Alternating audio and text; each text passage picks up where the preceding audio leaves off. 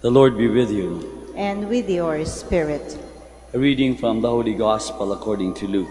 Glory to you, O Lord.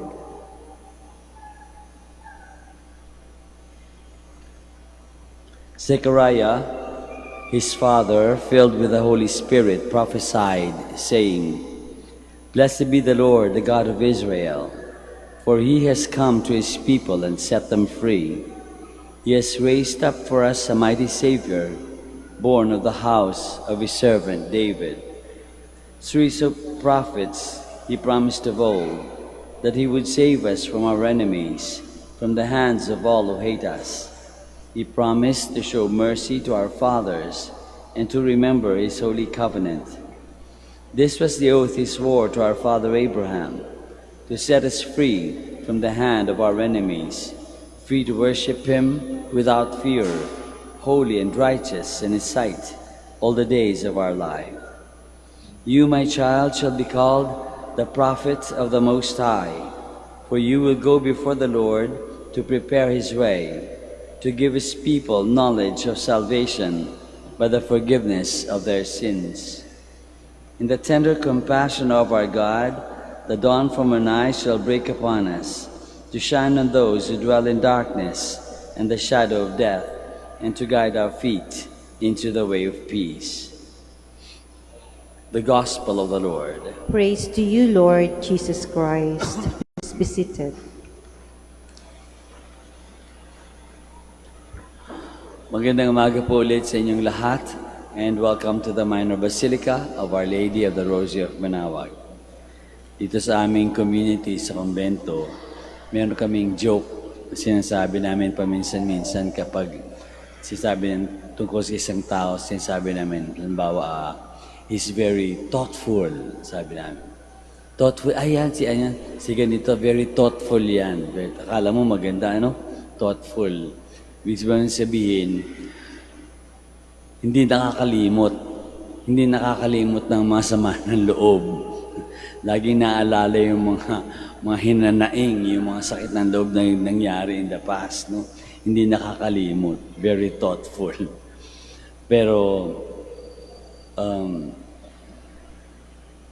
sa totoo naman, mahirap naman talaga malimutan, ano? Mahirap malimutan yung mga hindi masyadong magagandang nangyari sa buhay natin. Lagi natin yung naalala at minsan at madalas, kapag inaalala natin merong sama ng loob. Masakit pa rin yung kalooban natin kahit na matagal nang nangyayari. Pag kinukwento, nagiging parang fresh pa ulit, ano? Sumasakit ulit yung kalooban natin. Pero dito sa gospel na binasa natin, ang thoughtfulness na binabanggit ni Zechariah ay tungkol sa kabutihan. Kabutihan ng Diyos, mga pangako na tinupad ng Diyos. Isa-isayin natin itong mga sinabi ni Zechariah.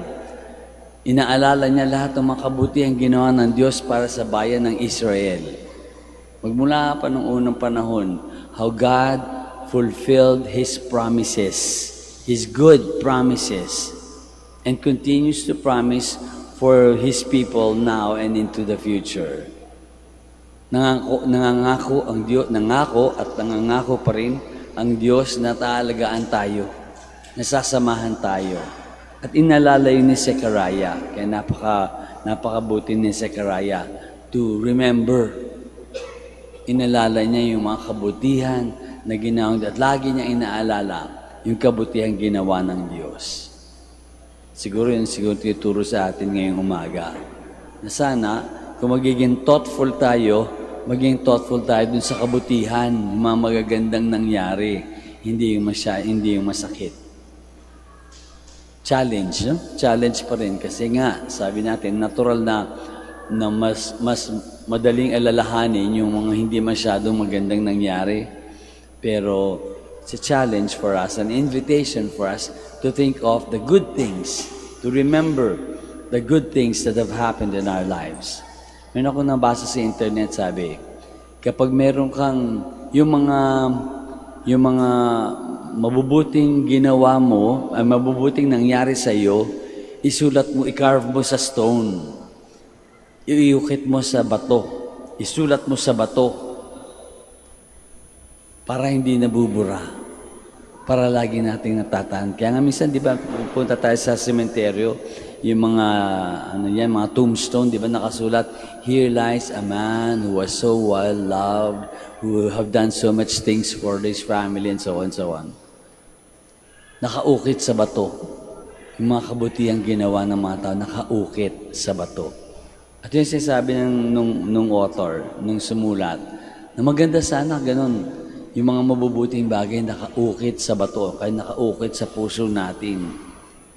Ay yung hindi magaganda, hindi magaganda, isutat na lang natin sa buhangin, sa may dagat, sa beach, sa sand. Kasi doon, mabubura siya ng alon, ng tubig. Sulat natin sa beach, sa buhangin, para nabubura. Siguro kapag magawa natin yan, kapag lahat ng mga mabubuting bagay nakasulat, nakaukit sa puso natin, at yung mga hindi masyado magagandang bagay, pinabayaan na natin mabura ng panahon dahil isinulat natin sa sand, siguro magiging masaya tayo palagi, di ba? Kasi maalala natin yung mga magagandang bagay. Yung mga hindi masyado maganda, binaunan natin sa limot, pinabayaan na natin mabura ng panahon. Masaya, magiging mas masaya ang buhay kung ang inaalala natin yung magagandang bagay. Siguro pwede natin yung maging resolution for the coming year, no? Na sana mas maalala natin o pilitin nating maalala yung mga mabubuting bagay. At yung mga sama, tapos na yun, baunan natin sa limot, pabayaan nating mabura ng panahon. Hilingin natin kay Zechariah, hilingin natin tulong ng Zechariah. At ang mahal na Biren, dahil sa kanya ding Magnificat, hilingin natin na matuto tayong maalala palagi yung mga magagandang bagay na nangyayari sa buhay natin.